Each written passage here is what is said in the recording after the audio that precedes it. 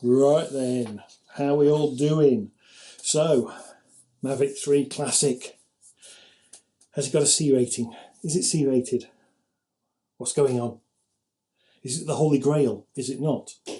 Of drone operations. Now, there's one person that I'm going to give full credit to because he's such a nice person and his knowledge on the implementing regulations and the rules is second to none.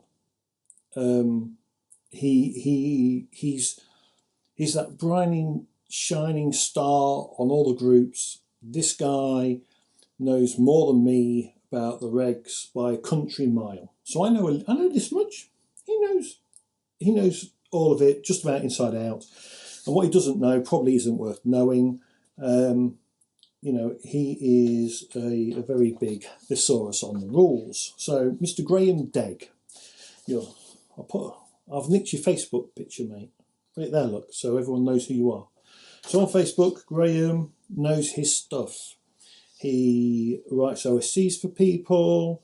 He's the kind of person that will submit an OSC to CA, and they're just going to go, "Oh, it's Graham," and just, you know, they quite happily just go, "Yeah."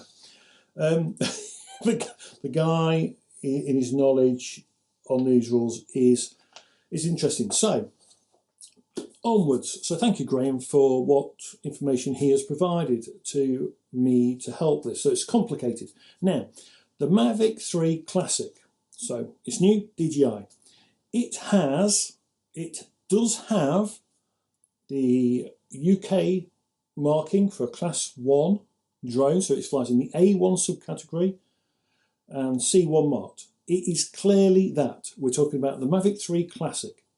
That is clearly done. Now, the Mavic 3 Original, we're not talking about that because that's not C marked in any way, shape or form. While it can be wound with firmware to meet those regulations, it's not marked up. So as far as we're concerned, that is not a C-rated aircraft. Now,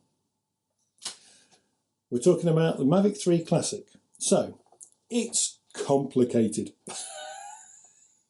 Now, and this is Graham's own words. So, and he does admit he may be wrong. I doubt it very much because he's not normally wrong. He normally makes a fool of everyone, including me. So, now, the current rules, that we have in the implementing regulations allow the use of EASA marked products. And it looks like it's a double-edged sword. So it's catch-22.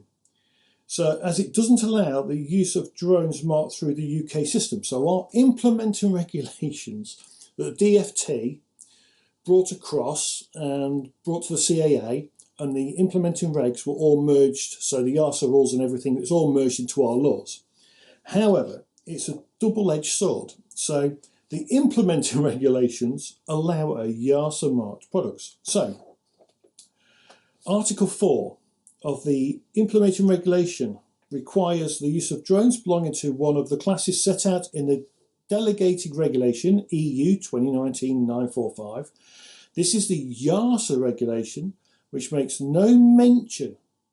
And remember, this has been dragged across into our law, right? So this is in our rules. This is in our statutory drone rules, if you like. Makes no mention, absolutely sweet FA, of a UK-based assessment bodies or any of that kind of crap. I've nicked some of your words there, Graham. I got a nice thing from him. And it makes absolutely no mention. So, if they want us to use drones that are marked via a UK assessment body, then they need the implementing regulation to the Delegated Regulation as amended by the Unmanned Aircraft Amendment EU Regulations 2020. So basically, someone has screwed up. So as all these rules were sucked across, somehow it slipped through that a UK marked assessment body has to do the marking up of a drone. Oh, bugger. So, the good news is, it looks like someone somewhere has, again, I'm not going to mention, I'm going to use Graham's words. Someone somewhere, it looks like they're fucked up. And I've read what Graham's talking about, so I went to the implementing regulations as well, because he gave me Article 4 to look at. And then I went, oh, he's right. So Graham pointed me in the right direction, and I actually agree with him. Somewhere, someone has missed a trick. I wonder how many more regulations have missed these little subtleties. So, the Mavic 3 Classic, at the minute, it looks like, it really does look like, right now, the Mavic 3 Classic is C1 rated. And even if someone came to you, be it police force or not, the problem they've got is that the implementing regulations, it meets those requirements. It ticks all the boxes. It doesn't have to be done by a UK body because it's not in our laws. So straight away, your Mavic 3 there doesn't have to be assessed in the UK. It can be a EASA product assessed because they've not tied it right down. And Article 4, open category, UAS operations. So, operations shall be classified as operations in the open category only where the following requirements are met. The UAS belongs to one of the classes set out in the Delegated Regulation EU 2019-945 or is privately built or meets the conditions defined in Article 20. Basically, everyone, your aircraft, if you go out and you buy a Mavic 3 Classic, it must be the Classic, it must have these markings on it. If it has them, as far as we can tell, it's legal to fly it as an A in the A1 subcategory, in the open category, and it is C1 marked. C1 markings, what does that mean, you're asking? C1 markings means, in the basic terminology, means as long as you do not deliberately overfly an uninvolved person, you can pretty much fly wherever you like, as long as it's not restricted airspace, flight restriction zones, etc. So that would mean that you could take off on a beach. As long as you don't go around overflying people, it's not a problem. Can you overfly a house? So this is going to become a question. Can you overfly a house with people in it? Yes, you can, if you are happy that your aircraft cannot penetrate the building. So, would you overfly a greenhouse with people in it? No, you wouldn't, because the building won't protect them because it's glass and the drone will fall, smash, and it could hurt them. Could you overfly a road? You can overfly a road if there's no one on it. So if there's no cars on it, you could overfly.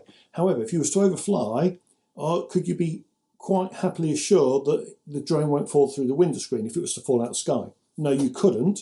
Therefore, you can't overfly a road that's busy. So a country road, you can go across that. Could you cross a train line with it? Yes, you can. You can fly over a train line if there's no train there. It's not a problem. So this is the important bit about the C1 aircraft. You just have to look at where you're going to fly. You've got to think a little bit more than the sub 250 gram drones, but not a lot more. Remember, you can use follow me, and it has to be within 50 meters of you, and you've got to be able to see it, but basically follow me is also permitted. Next question is, will it work with Lychee? No, it won't. There's no SDK. Don't expect one. So third-party apps for mapping and everything else, don't expect them to come quickly at all. But the Mavic 3 Classic has just destroyed the marketplace. Where do you buy one from? You can buy one from DroneSafe, a UK store. I will put the link in the description. I'm not affiliated. I'm just going to point you to DroneSafe store. They're good guys. You can go direct to DJI, of course. But basically, if you're on a UK one and you want it like next day, I will put a link in the description. And would I fly one? Yeah, I have no problem flying this under the C1 rules because as far as I'm concerned, it meets every part of the law and regulations and it is C1 marked. So I don't think there's any way it could be fought. And if they did try to get you, there's no way. just watch out for CPNs. If you get CPN against you, that'll be in another video. So that's one thing you may have to start watching out for with the Mavic 3, because it is a bit bigger than a sub 250. However, take care everyone, safe flying, and it looks like we've got Holy Grail. Cheers.